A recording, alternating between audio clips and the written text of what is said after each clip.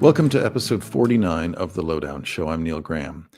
This week I speak with Michael Waterford, a Midwesterner who's got his finger in the pulse of Indiana's ADV scene. We talk about his very own upcoming rally and about his outlaw scooter club who are dedicated to saving wayward turtles. Yes, turtles. But first, a word from our sponsor. Picture this. You're halfway through a DIY motorcycle fix, tools scattered everywhere, and boom. You realize you're missing a part, but don't fret because whatever it is, it's on eBay. They've got simply everything: brake rotors, lights, and tire exhaust systems, whatever you need. And it's guaranteed to fit, which means no more crossing your fingers and hoping you ordered the right thing. All the parts you need at prices you'll love, guaranteed to fit every time. eBay, things people love. Michael, you strike me as one of those sort of, and I think of it as very much of a Midwestern sort of thing. You are a joiner of everything, aren't you? Joiner of everything. Well, it seems like you're in. I just looking over your CV that you sent me. I mean, it seems like you're involved in absolutely everything on two wheels in the state of Indiana and neighboring states too. Is that fair to say? Trying to, everybody's got their goals. No, I've long been an advocate of adventure travel and adventure motorcycling, and finally, it's beginning to, the teeter is beginning to totter here in the Midwest, and I want to push it to its full extent and see how far, we can take the growth of the segment. Riding here is good. The weather's nice. It's already 70 degrees and sunny out. So we are, and it's, mid-March. So that's a pretty decent riding season. And we're one of those locations that's often overlooked. So sure, yeah, I'd like to see the segment grow here. I mean, Indiana and many Midwestern states are derisively referred to as the flyover states. But I live in a flyover province, so, we can bond on that. You don't have to be on the coast to live a full and rich life, do you? Not at all. I often describe riding through the Midwest as like riding through the Shire, except just a few more rednecks, It's beautiful. It's countryside. It's ponds and hills and valleys, and absolutely enjoyable in its own right. So we've got good gravel, we've got good single track, we've got all types of riding. Well, let's get back into this a little bit. So one of the things that I really had a chuckle with when you sent it to me was you're involved in a ruthless motorcycle gang called the NARPs. NARPs or NAPs? Is you were right the first time. The NARPs. Watch out. NARPs Moto Club, and I perused your Instagram, and it seems to be there's Pabst Blue Ribbon involved. It seems on a regular basis. Terrible beer, and you seem to ride around on mopeds and save turtles. Would that be? Is that your mission statement? It's not far off. Absolutely, we definitely keep account every season. Who saves the most turtles does get, a good firm handshake at the end of the season. It wasn't long ago that we had 4 motorcycle dealerships and garages locally here in our small little college town. And now they're all gone. We have one big Harley dealership, and they're kind of worthless, in my opinion, as far as adventure riding goes. Supporting the segment, as I keep saying. But now we're kind of the only game in town. So the people that are interested in two wheels need a safe place to go. And being a little blue dot in a big red space, we welcome all types. You just have to be into two wheels, and that's what brings us together. And just last night we had a wrench night with 10 or 15 people, and changed some tires and changed some oil, and everybody got together for one of those PBRs and sat around and shot the shit, and then went about our day's work the next day. So it's a good little community. We have 2 rules. You need to know how to clean a carb, and you can't be a dick. That's our 2 rules. Well, it reminds me of that great American sage, Willie Nelson. I think they have Willie and his family, I think, have 3 rules for being on the road, and they're always on the road. Willie's still on the road at 90, whatever he is. And I believe the first one is don't be an asshole. Second one is don't be an asshole. Third one is, you get where this is headed, don't be an asshole. So that's kind of that seems like it dovetails with your mandate as well. Yeah, I mean, if we can't bond over a shared interest, what are we doing? If you can't enjoy other riders and what they're into, are you really a fan of motorcycling? And I'm not saying you have to buy into squid culture, but to make sure that they're safe when riding should not be above an ask. Yes. We've had people pop in one time for knowledge and wrenching help, and then we never see them again, and that's okay. We did the right thing. So that's the goal of the NARPs. Now, what about the turtles? Are there a lot of turtles in your part of Indiana? We actually do, and recently the box turtles that you see in on the apps, they were endangered for a while, and I think they're starting to come back. So in the summer months that you catch them crossing the streets, and so you got to get them off the road because they're as fast as turtles are, and need to show some love. So it's just kind of become an adopted hobby if you're on a ride and see a turtle. I mean, some are as big as fit in the palm of your hand, and then some are 18 inches wide in diameter. So they all shapes and sizes, and you can easily pass them up. But yeah, save them when you can. Now, are these snapping turtles? Some are. Yeah, we do have snappers. We don't have the large alligators, but alligator snapping turtles, but we do have snapping turtles. And yeah, sometimes you have to teach another motorcyclist how to pick those up too.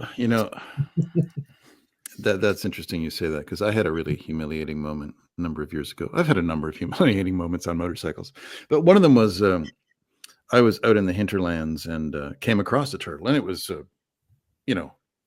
2/3 of a maintenance cover size, what we used to call manhole covers. Mm-hmm. And it was right in the middle of the road, and I really didn't know how to move it because it was angry. Like it was not interested in, I talked to it and tried to explain what I was doing.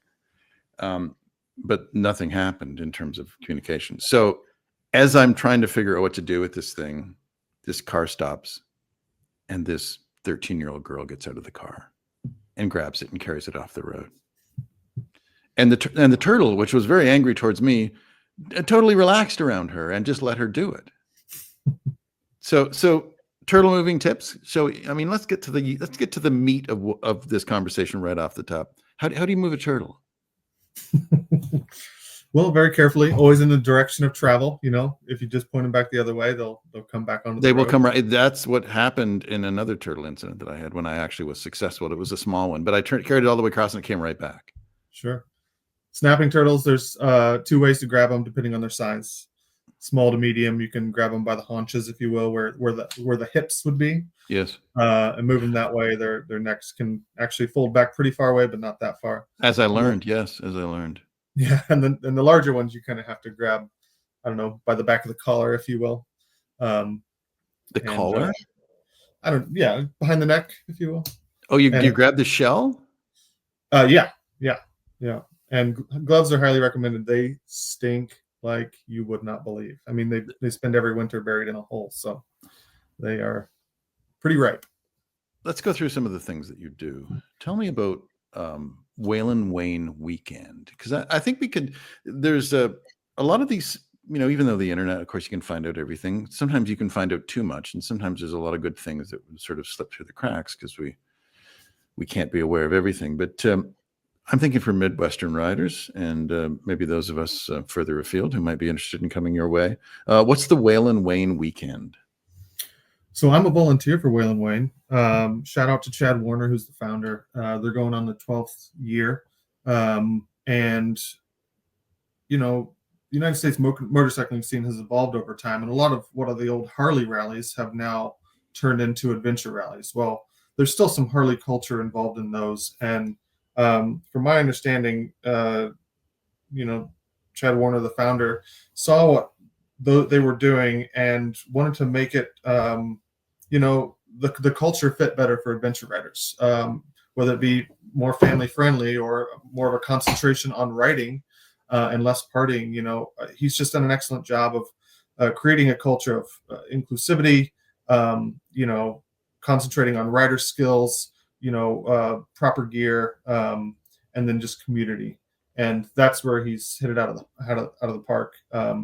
Creating a community of people that care about riders and care about what it means to be an adventure rider.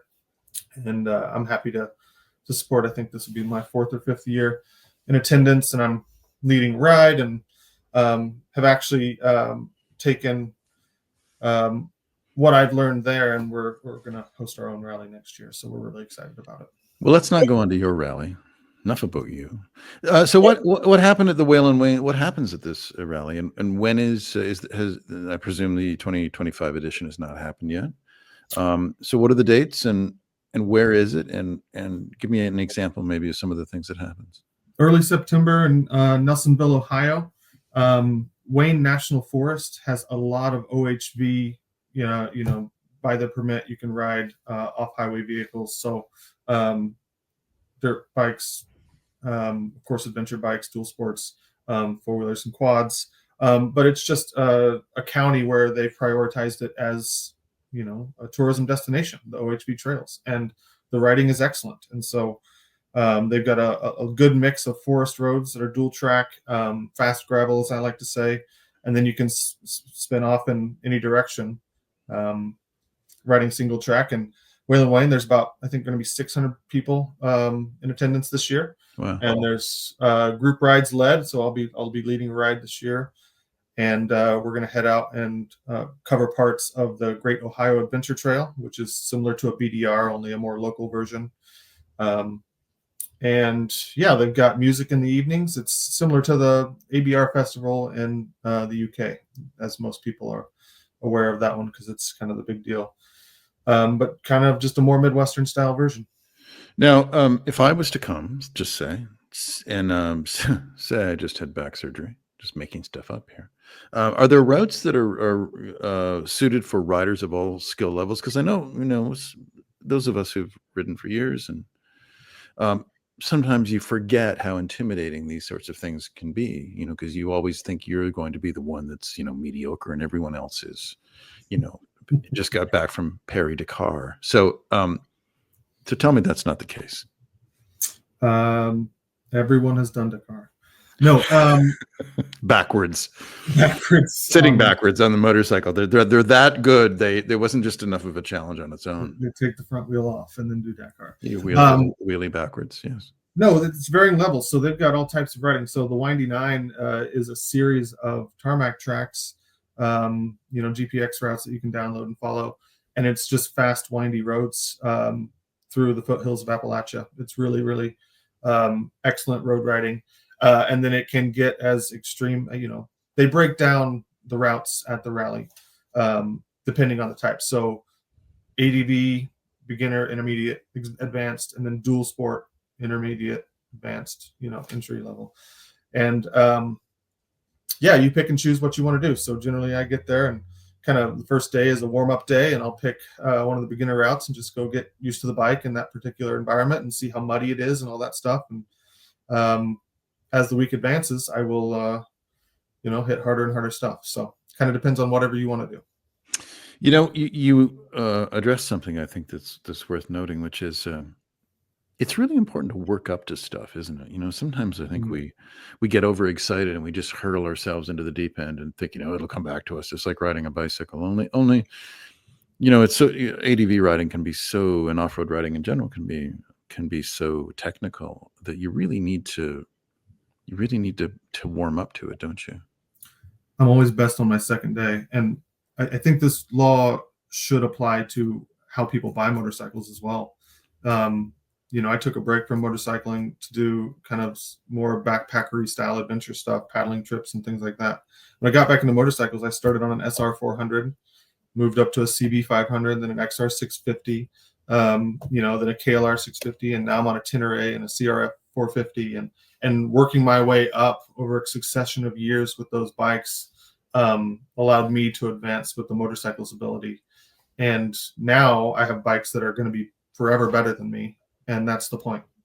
But I also know that I can manage them under duress and not kill myself. So, and you learn, I think it's a truism too, that you learn things on a little bike that you can never learn on a big bike. I think there is a when you really can wring something's neck and put it to the, and really take it as far as you can go, and that lack of intimidation. I could no more get on a 1300 GS and kick its ass but give me a 310 GS or whatever the little one is, and it's like, yeah, it builds confidence. It's easy to pick up, and it really takes the pressure off, isn't it? It just like big bikes are just. I mean, you knock one of those things over, you just leave it and write it off and buy another one. I guess I don't know what you do, but. And I don't know many adventure riders that actually work on their fitness outside of riding. So picking those bikes up is a very limited amount of times you can do that before you start to get in trouble. So you're saying you don't. Most of the ADV riders, don't work on fitness for riding. Believe it or not, no. Just mostly the intake of nicotine and alcohol, I think, is how it works. Really. Surprising, I know. That's a bit of a surprise because I know, given my years and my list of ailments. I mean, I have to go to the gym just to be able to be fit enough to road race, which I still do. And it also, I mean, I think fitness just is such a, man, you feel it on a motorcycle just so because of the intimate nature of it. You just feel it right away. I know when I'm off or I'm not in great shape, it's like, oh God. But when you have that capability physically, it transforms it. What do you say we stretch our legs with a few words provided by our sponsor? Picture this: you're in the garage, your favorite room in the house, and you're tuning up your engine with parts that you found on eBay. Every piece is just locking perfectly into place. You step back to admire your work, hands covered in grease. And because you're committed to riding that thing farther than the odometer can even handle, you start thinking, you know what, I could probably also use some new brakes, maybe a shock. This baby deserves a new air filter. So you head straight back to eBay. You can find anything you need there. It's unreal, from headlights to air filters to exhaust systems, all the way to those carbon fiber rims you've fancied for years now. eBay is the stock garage of your dream.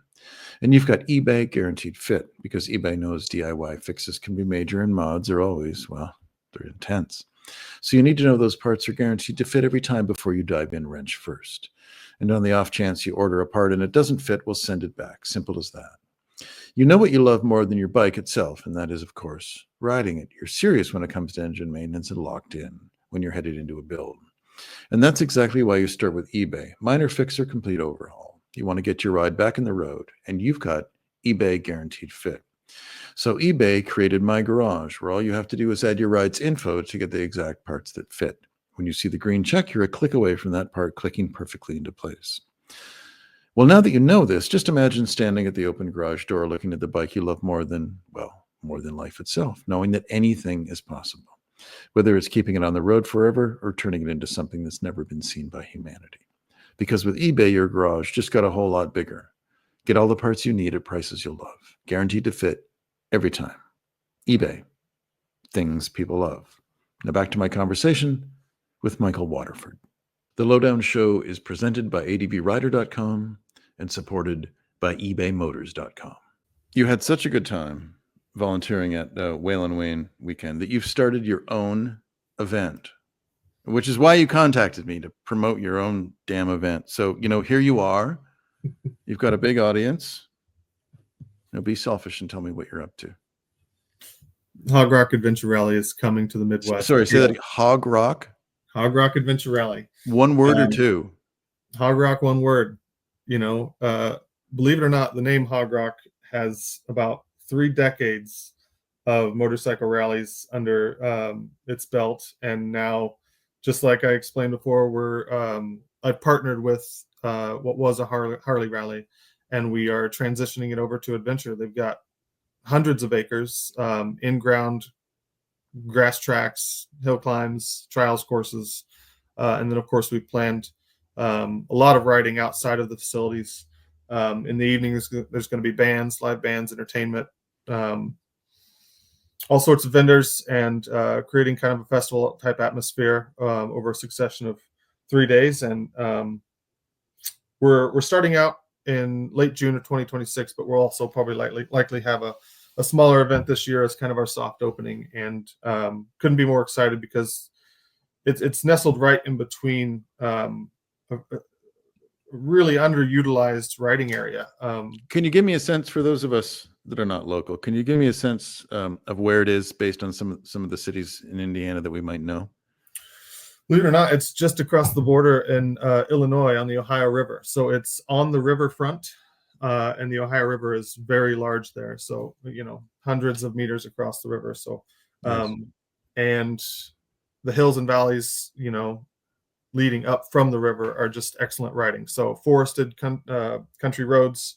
The Shawnee National Forest is there. There's a place called Garden of the Gods, which is large rock formations and beautiful forests. And Land Between the Lakes, which is essentially a large OHV park on an island, essentially. And there's a good dual sport riding community there, but not a lot of traction in the adventure world. And so we're bringing it in. And You made, sorry, I don't mean to cut you off. You made reference to something sort of interesting that you are, you said you were sort of, what's the language you use? You combining with what used to be a Harley specific event. Mm-hmm. And this is interesting to me because does this mean that community is aging out or getting out of these sorts of things? Because it used to be anything related to Harley Davidson, sort of guaranteed at a huge participation. But is that no longer the case? I mean, you're really connected to the motorcycle community where you are. So I think maybe you have enough experience to speak to this. Is that changing? In certain bubbles, no, but I'm going to say the culture's changing to be less and less about motorcycles, right? Like, I absolutely respect everything the Hog Rock team has done over the last 30 years. They've created, the second largest biker festival next to Sturgis in the United States. I think their maximum attendance is around 11,000 people, so not a small event. And I'm really out of the loop here. More and more, it's people showing up with RVs and golf carts, and very few people ride. Most people stay in the grounds and party and socialize, and that's great too. There should be a place for that. But when it comes to rallies that actually promote getting out there and riding a lot, it really is adventure riders that I think are holding that down. Behind every big event, behind the scenes on anything, and I know that a few of the things I've been involved with, the Vintage Road Racing Club, here, where I am, there's so much work that goes on behind the scenes big. Until you volunteer, you have, I'm speaking for myself, I had no concept. Everything from, first of all, you have to reserve the tracks or reserve the facility, and then there's issues with insurance and stipulations and regulations that come with insurance. And then there's this sort of tension that exists because people come and they paid for something and God damn it, they want what they want. And yet, you're just a guy that's volunteering, trying to help out, and you end up, trying to manage people with these demands. And so, I mean, it's in this rally that you've sort of taken over. I mean, what are some of the things that you have to go through to make something like this work? I mean, maybe this can help us all out the next time we go to something and something pisses us off. Maybe this will give us a broader view just to help us calm down. I think there's always going to be bad apples and you can't please everybody all the time. But for the most part, everybody's happy to be there, which makes things a lot easier and generally give a fair amount of patience to those working to, stuff swag bags and get people registered as there's a flood of people coming in. But nothing happens without collaboration and community building. We partnered with the BMW Motorcycle Owners of America Foundation, and they're sending out volunteers to help us put it on and prepare the event. And, we'll have a whole team of volunteers that are, everything from friends and family to other motorcyclists, leading routes, just like we mentioned that happened at Wayland Wayne. So nothing happens without your community. And that's really where the strength lies in events like this. If you don't have a support team that you can trust, then to me, it doesn't happen. So building that community is priority one. Well, here's a question that may seem sort of unrelated, but I'm not so sure it is. I mean, we're living in very politically divisive times right now, and I think that motorcycling for a lot of us was a way where you would get out of that. And my view generally is that if you ride a motorcycle, you're not that bad. I may not be, I may not like you that much. We may not share views, but if you ride a bike, you can't be that bad. And chances are, if I'm at the side of the road, you're going to stop and help me more often than not. And so that's kind of my view of these things. But do you find in your involvement with motorcycling, and you're involved in a lot of different groups, everything from your turtle saving moped group to other sorts of things. Do you find does that still that way, or has the political situation sort of elbowed its way into things? To me, it's stronger than ever. Motorcyclists of all types, I think, will stop, come over, talk shop anytime you're at a gas station. To me, the community is absolutely as strong, and I think even those that are, of differing views, even what you're wearing, the worst thing that I've experienced happen in the Midwest is they just ignore you, and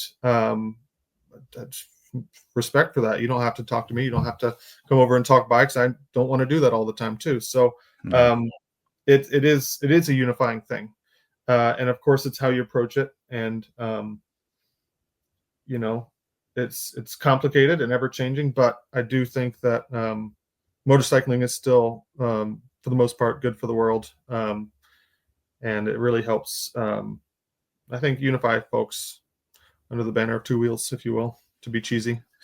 Well, I think also too that riding is so exhausting that at the end of the day, even if I was up to no good, I'd be asleep, because you ride all day, especially off road, and you're sleeping on the ground. It's like, man. And I can see why people, if they want to raise hell, they come in RVs and golf carts, as you suggested, because then you doze all day and then you can go like hell all night. But it's like skiing. It's like go to a ski town. After 8 o'clock, there's no one out, because you are so exhausted, and irrespective of your age or skill level, everyone's in bed because they want to get up and go the next day, right? Yeah. That's the great thing about motorcycles. Even the masters, the Dakar guys, they're tired at the end of the day too. So motorcycles allow you to push as hard as you can push, and you quickly learn your limits. And if you don't, you're forced to.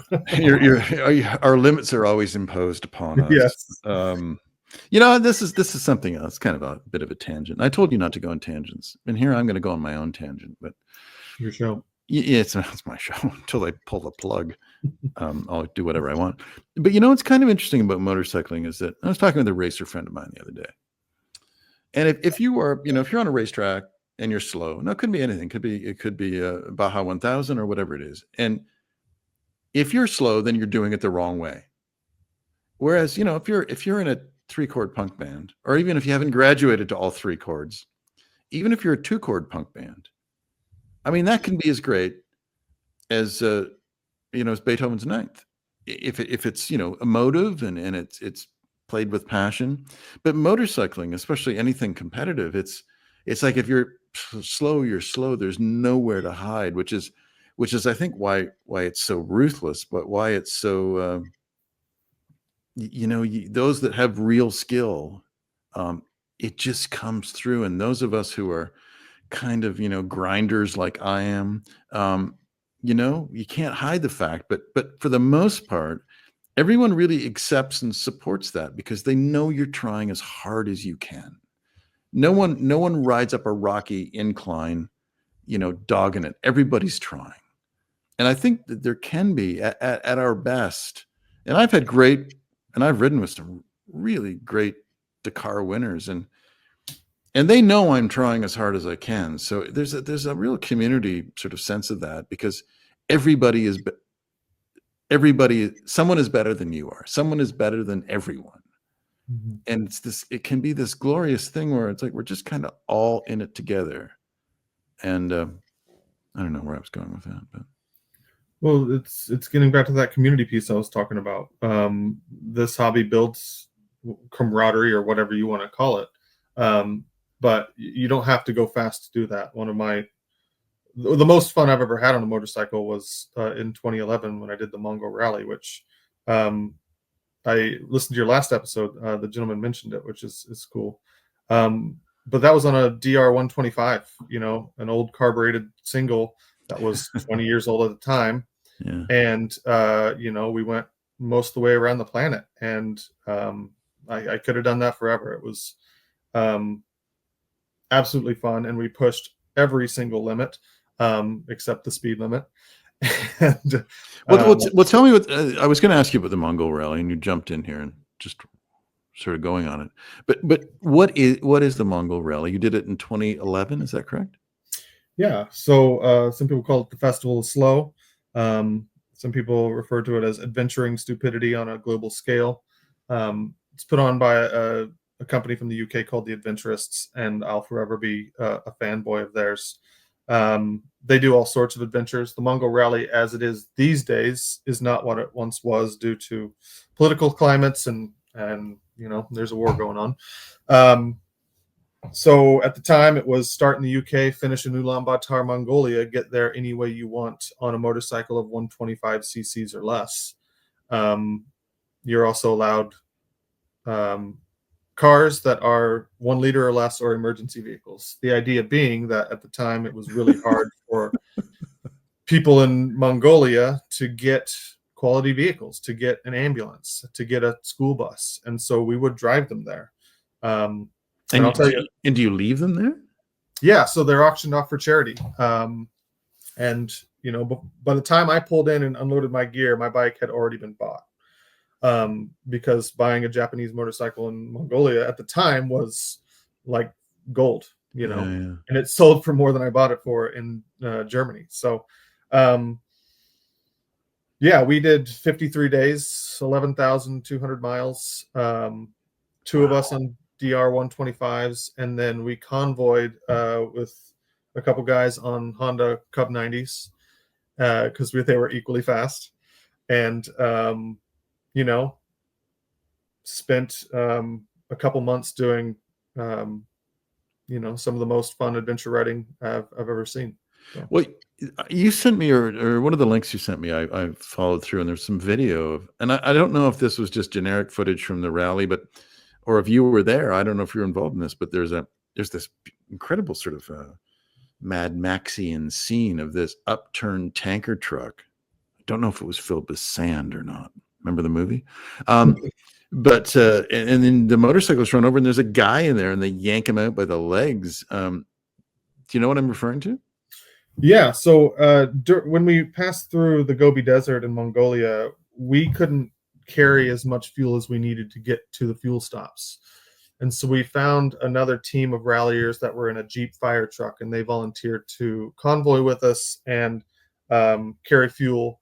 They happened to be Norwegian television presenters, kind of like an Anthony Bourdain. They're travelers. They do travel shows, and they're wonderful. We call them the Norwegian dads. And at a point, we're crossing all these rivers, and I was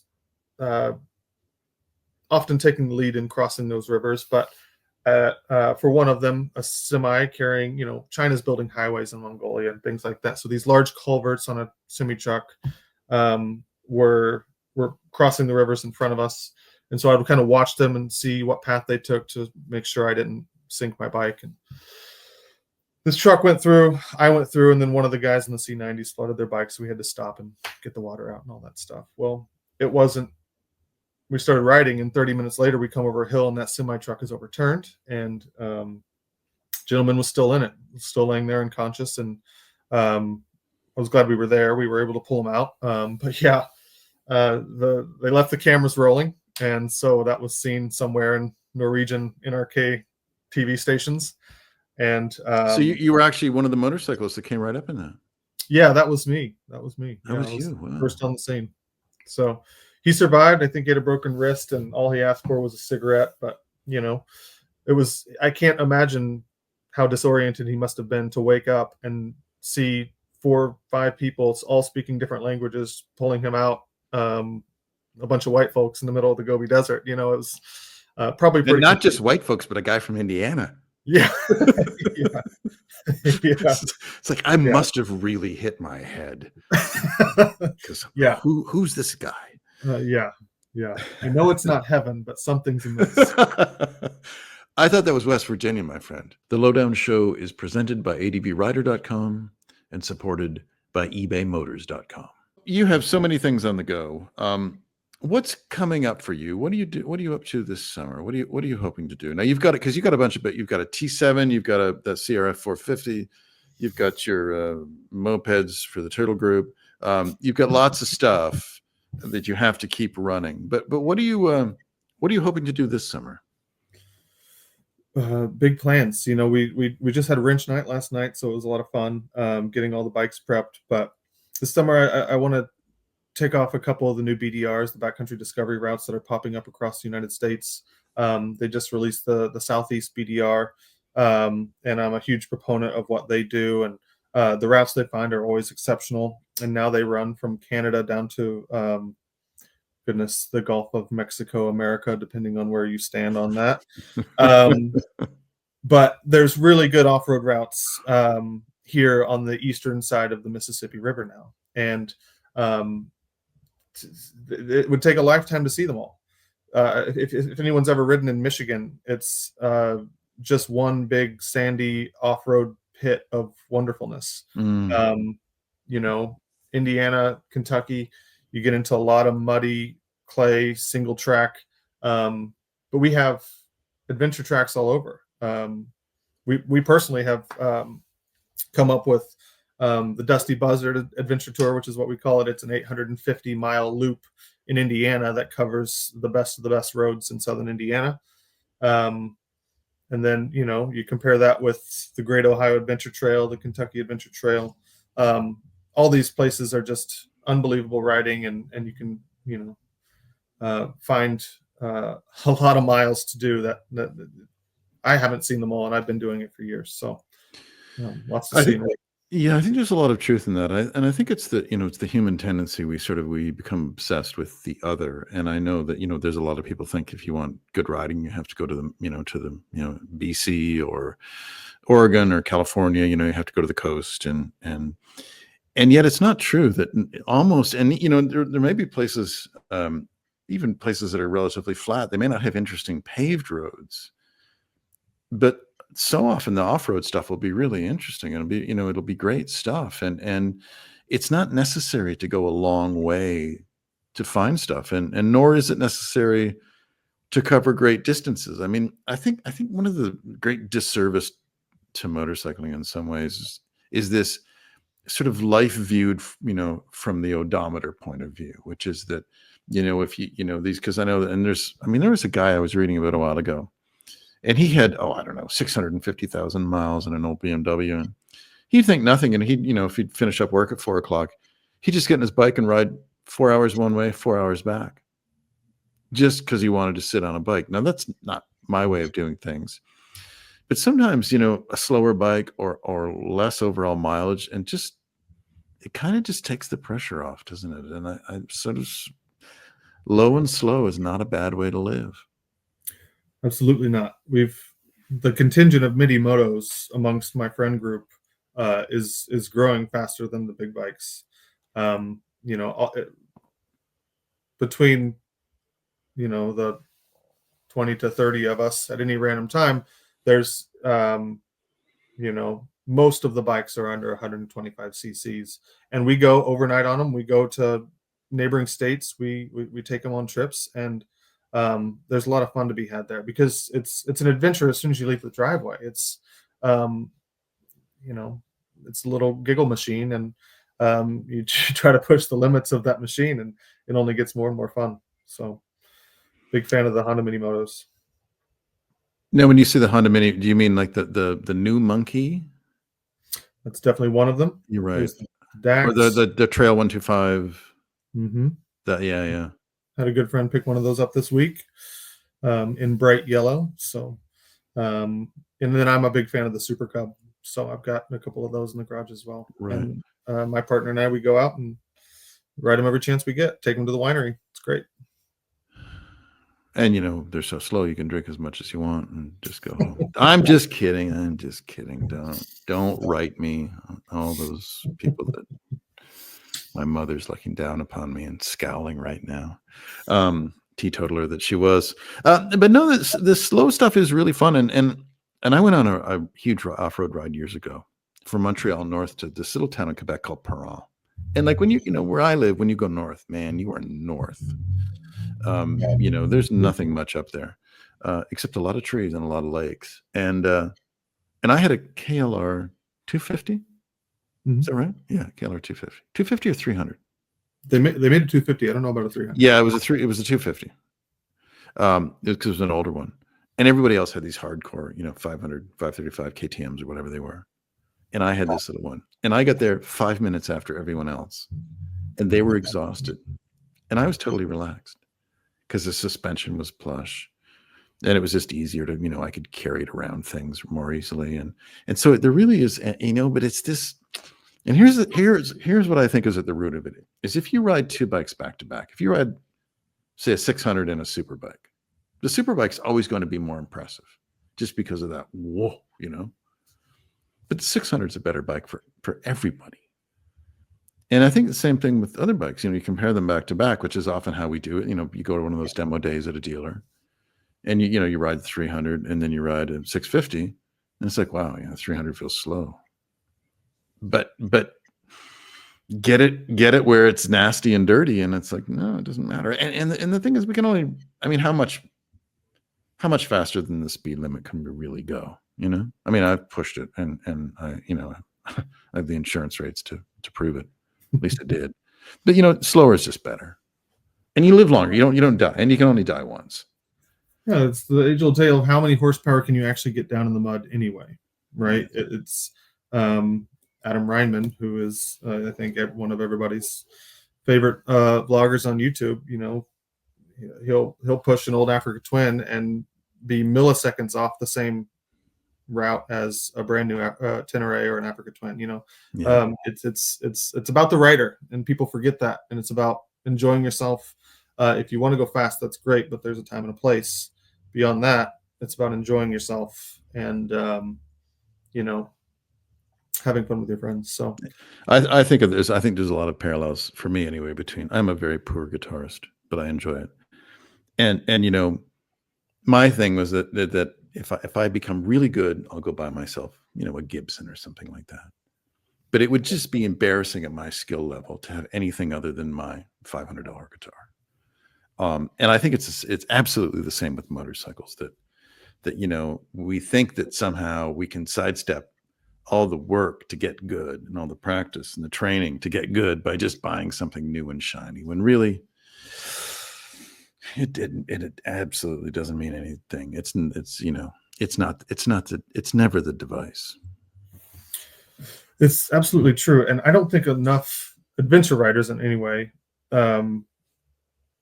aim to practice and upskill. I think they think it'll just come.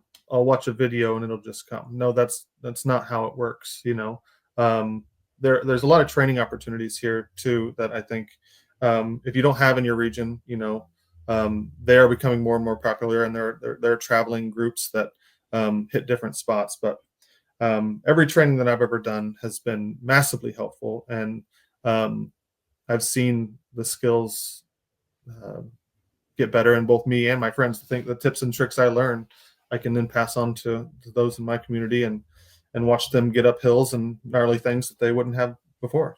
Here's the most important question of all. And I've been asking people this for years and years, ever since I went to LaPorte, Indiana years ago. I actually got in a fight in the hallway of a Super 8 motel with a guy that I was working for. Anyway, enough of that story. So you are a Hoosier, but what is the etymology of the word? Because every time I would say to someone in Indiana, so, you know, what's a Hoosier? And they go, oh, someone from Indiana. It's like, no, I know that. Where does the term come from? Does anyone know where the term comes from? I'd tell you, but I'd have to kill you. I think we should leave it right there.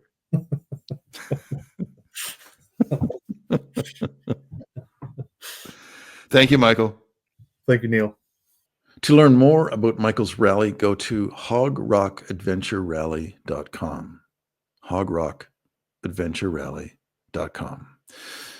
In closing, some words from our sponsor. Picture this. You're halfway through a DIY motorcycle fix. Tools scattered everywhere, and boom, you realize you're missing a part. Well, it's okay, because you know whatever it is, it's on eBay. They've got everything. Brake rotors, lights, and tire exhaust systems, whatever you need. And it's guaranteed to fit, which means no more crossing your fingers and hoping you ordered the right thing. All the parts you need at prices you'll love, guaranteed to fit every time. eBay, things people love. Thank you for listening to The Lowdown Show.